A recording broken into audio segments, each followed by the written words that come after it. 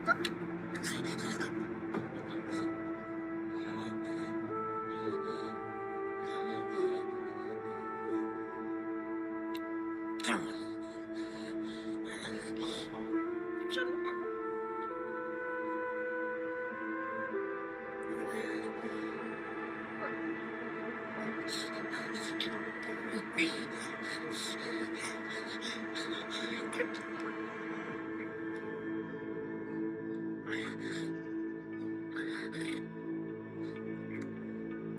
Wait ही कर रहे थे कब आप आके खोले और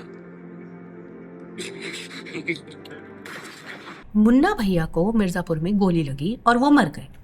the story moved on, the characters moved on, लेकिन ऑडियंस ने मुन्ना भैया को मूव ऑन करने ही नहीं दिया। घर में मरा नहीं हम,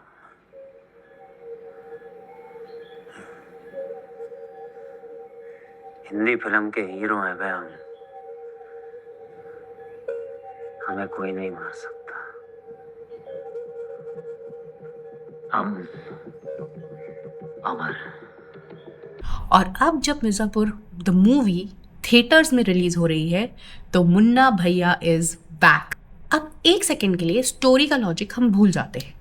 तो मेरा सवाल ये है, क्यों मुन्ना भैया को वापस बड़े पर्दे पर क्यों लेके आया जा रहा है? क्यों एक कैरेक्टर जो स्टोरी में मर चुका है कमर्शियली इतना वैल्यूएबल हो गया है कि उसे स्टोरी में वापस लेके आया जा रहा है? Because somewhere along the way Munna Bhaiya stopped being a character, he became an asset for Mirzapur.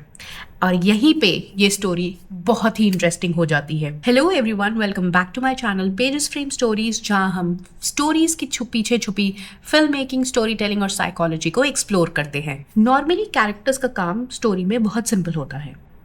Story में एंटर करो, अपना रोल प्ले करो, अपना आर्क कंप्लीट करो एंड देन इवेंचुअली लीव। लेकिन कुछ कैरेक्टर्स के साथ समथिंग स्ट्रेंज हैपेंस। फिल्म या सीरीज खत्म हो जाती है लेकिन कैरेक्टर ऑडियंस के साथ रह जाता है। उसके डायलॉग्स मीम बन जाते हैं, expressions, reaction, GIFs, scenes, reels, fans उसकी लैंग्वेज यूज करने लगते हैं एंड स्लोली कैरेक्टर स्टोरी से बाहर निकल के कल्चर का पार्ट बन जाता है। एक बार सोच के देखो, मिर्जापुर देखने वाला हर इंसान हर कैरेक्टर याद नहीं रखेगा, लेकिन आप जैसे ही बोलो कालीन Bhaiya, Munna Bhaiya, Guddu Pandit, instant recognition and recognition has value. Actually brands के साथ भी यही होता है। अगर मैं कोका कोला बोलूं तो आपको कंपनी की बैलेंस शीट याद नहीं आएगी, आपको कलर्स याद आएंगे, ब्रांड के इमेज याद आएगी, उसका टेस्ट याद आएगा, उसकी बॉटल याद आएगी, उसके साथ जुड़ी आपकी मेमोरीज याद आएगी। ब्रांड की वैल्यू सिर्फ प्रोडक्ट में नहीं होती है, ऑडियंस के दिमाग में होती है। And fictional characters can build something surprisingly similar. Marketing में एक कॉन्सेप्ट होता है ब्रांड इक्विटी। सिंपल लैंग्वेज में सालों तक उस ब्रांड के साथ जुड़ी रिकग्निशन, एक्सपेक्टेशन और इमोशनल एसोसिएशन, ये सब उस ब्रांड को एक एडिशनल वैल्यू देता है। कैरेक्टर्स के साथ भी हम एक सिमिलर लेंस यूज कर सकते हैं। Let's call it character equity. Munna को स्क्रीन पर देखते ही राइटर्स को जीरो से इंट्रोडक्शन बिल्ड नहीं करना पड़ता। Audience already knows him, his personality, his history, his relationships, even his mannerisms. Years of storytelling has already done that investment. Character already has an emotional capital. And commercially, that's incredibly powerful. लेकिन यही fandom story telling का enemy भी बन सकता है, क्योंकि मिर्जापुर की कहानी ने कहा मुन्ना इज डेड, लेकिन फैंडम ने कहा वी वांट मुन्ना बैक। और अब जो मूवी आ रही है वो कह रही है मुन्ना इज बैक। तो स्टोरी एक्चुअली सुन किसकी रही है? ये प्रॉब्लम सिर्फ मिर्जापुर की नहीं है। फ्रेंचाइज स्टोरी टेलिंग में हमने अक्सर देखा है कि popular characters dies, audience misses them and then eventually they return. Commercially I completely understand it. आपके पास एक पॉपुलर कैरेक्टर है जिसे ऑडियंस बहुत प्यार करती है, तो उसे वेस्ट क्यों किया जाए, उसे बाहर क्यों निकाला जाए, राइट? बट स्टोरी टेलिंग में इसका एक कॉस्ट होता है, क्योंकि डेथ का इम्पैक्ट तभी होता है जब ऑडियंस बिलीव करे कि डेथ एक्चुअली हुई है और ये जो डेथ है ये परमानेंट है। अगर हर पॉपुलर कैरेक्टर ऐसे ही मरने के बाद वापस आने लगे तो स्टोरी के स्टेक्स जो है वो वीक होने लगते हैं और सडनली राइटर्स के सामने एक डिफिकल्ट चॉइस आ जाती है, स्टोरी को प्रोटेक्ट करे या कैरेक्टर के वैल्यू की। लेकिन मुन्ना के कैरेक्टर में एक और इंटरेस्टिंग चीज है, ये कैरेक्टर मूवी में क्रिएट नहीं हुआ था, ये कैरेक्टर ओटीटी में क्रिएट हुआ था और ओटीटी में ही मरा ही था। और जो ये वापस आ रहा है ये मूवी में वापस आ रहा है। तो यहाँ पे जो बिजनेस मॉडल है वो बहुत ही अलग है। ट्रेडिशनली बॉलीवुड फ्रेंचाइज का रूट रफली ये था, कैरेक्टर थिएटर में इंट्रोड्यूस हुआ, ऑडियंस ने एक्सेप्ट किया, तो उसके बाद एक सीक्वल और फिर फ्रेंचाइज। लेकिन मिर्जापुर एक कंप्लीटली डिफरेंट रूट सजेस्ट कर रहा था। ओटीटी ने कैरेक्टर को एक लग्जरी दी जो सिनेमा रेयरली दे सकता है।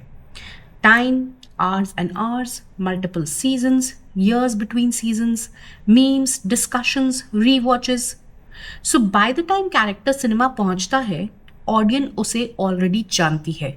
तो यहाँ पे सिनेमा को कैरेक्टर इंट्रोड्यूस नहीं करना है, सिनेमा को सिर्फ एंट्री देनी है। एंड दैट्स वाई मुझे यहाँ मिर्जापुर द मूवी बहुत इंटरेस्टिंग लग रही है। नॉट सिंपली बिकॉज एक ओटीटी शो थिएटर जा रहा है, but there is a bigger question, क्या स्ट्रीमिंग बॉलीवुड के नेक्स्ट थिएट्रिकल फ्रेंचाइजेस क्रिएट कर सकती है? Just think about the reverse. पहले सिनेमा कैरेक्टर्स क्रिएट करता था जो इवेंचुअली ओटीटी पे पहुंचते थे, लेकिन अब ओटीटी कैरेक्टर्स क्रिएट कर रहा है जो इवेंचुअली सिनेमा में पहुंच रहे हैं। एंड मुन्ना भैया might actually be the perfect symbol of that change. Story में he died, culturally he didn't, and commercially maybe that's what matters. के गुटखा थोड़ा कम खाया करो, टट्टों का कैंसर हो जाएगा।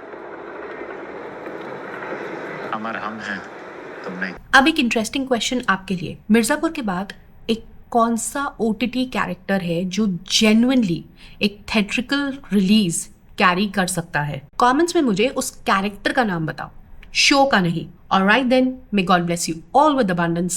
Until next time, bye.